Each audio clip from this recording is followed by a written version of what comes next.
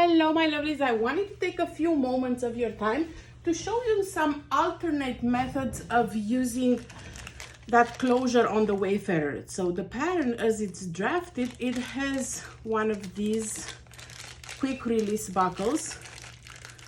This is the one that Wizardry had, so the one I used for the videos that snaps in.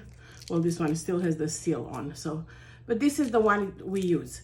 If you don't have that and you still want to do the backpack and you either don't want to purchase it, it won't come in time, or for whatever reason you don't have this type of hardware, I'll show you 5 alternative ways that you can do that backpack closure using what you have in your house. So number 1 would be, I won't be stitching, I'll use just clips for this video because the stitching part is not the purpose. Number 1 is what I have here. It's this hook. This is actually from an old diaper bag from when my kids were little, and my oldest turns 11 next month, so it's been a long time, and the bag was in a horrible shape, so I just got the hardware off the bag and tossed it. So this came from that. So again, reuse, repurpose, recycle. Cut your strips of interfacing, put your whatever triangle ring, if you have it, through the bottom part. So this will go in the front as the front piece. You'll see in tomorrow's video, no, tomorrow we do the strap. You'll see in day 3 video how we do this. So this will go on the front, and then the top part has this hardware, this hook, and we'll add it to this D-ring here. This is the way it was there. So you'll be stitching this, and now you have a different closure for the backpack. The only thing I want to caution you about, there you go, so that's the closure for the backpack. The only thing I want to caution you about is with the size of these tabs. So let's say you're stitching this one in, the front one. When you add the top one, you will have to measure to make sure whatever hardware you're using, because look, the pattern is drafted for this specific size, which means whatever is longer will affect the size of your tabs, your webbing tabs. So let's see. These, as you can see, these two together are double the width, double the length of this.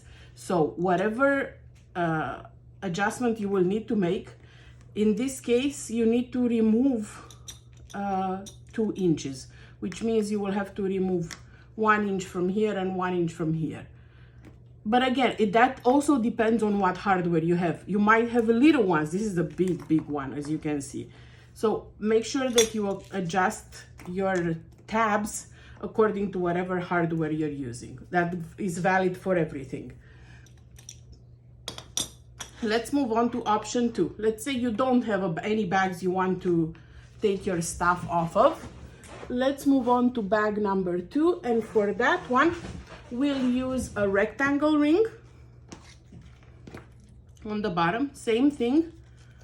We're going to put this in here, stitch it, and follow the pattern to add it to the front panel. And then on the top, I put 2 snaps. So I sealed my edge, both edges, I sealed them with a lighter. And then I added 2 snaps. And this is, I'm only going to stitch this part into the backpack. So now to close this and open it, so open and close, what I will do is I will slide this in the rectangle ring and snap it closed. And now you have a different closure. My favorite snaps for these are the spring snaps. These are from Wizardry Stitchery and Crafts, and they come in all finishes. So again, these look best for me on a bag. If you have the plastic cam snaps, they would work as well. If you have those little pajama ring ones, would work well, but they're much smaller. So for a bag, for the look and have a cohesive finish, I would use spring snaps. So I just basically folded 1 inch here, so 1 inch folded here, and added the snaps so it closes. I did that off camera so you don't hear me banging on this. So that's your second way of closing it. There you go, spring snaps. Let's move on to the third method, which is similar-ish with the first one, but it uses a swivel clip. And again, we're going to whatever swivel clip you want, a portal clasp, there's various styles out there, and Wizardry has quite a few of them. This is also from Wizardry. So I'm sliding my webbing in the top, and then this is also brand new. On the bottom, I'm using a triangle, but you can definitely use a D-ring if you want. I didn't have a D-ring in this finish, but any D-ring would work here.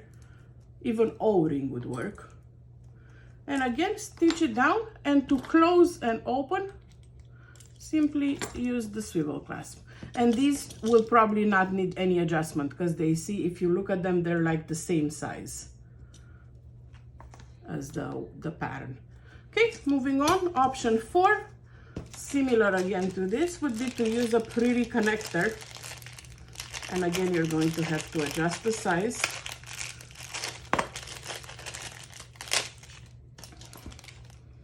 So I have this connector here that will go on the bottom.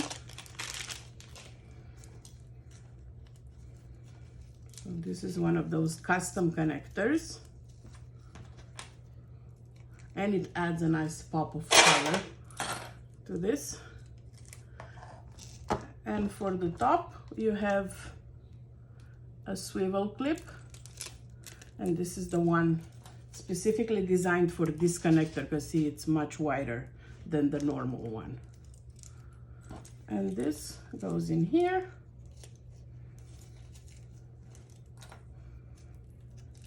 Stitch it down, and there you have it. Now you have another closure.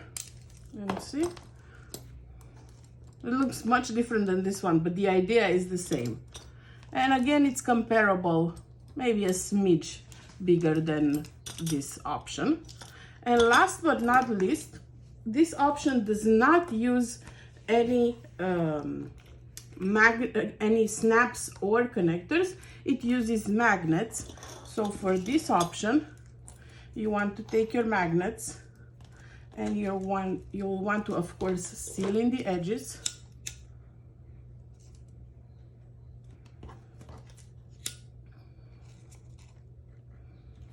Okay, both edges are sealed. I'm using a poor quality webbing because this will get tossed. It's just for examples. I didn't want to use my good webbing. And you want to push your, I might need a little bit of help. I was thinking it would work without cutting, just putting it through the weaves, but it may not work. Okay, put one magnet here, close it down, preferably towards the inside so it doesn't come off on the sides. Okay, and you're going to want to fold this after you place your magnet. So after you place your magnet, you want to fold it and stitch it right here. This way the back of the magnet is not seen. Okay, so you want to stitch it right at the fold. Okay, and then for the bottom part, you're going to do the same thing. If you have a right and a wrong way, make sure you put those correctly on the webbing. Mine is the same. a washer. Fold this down.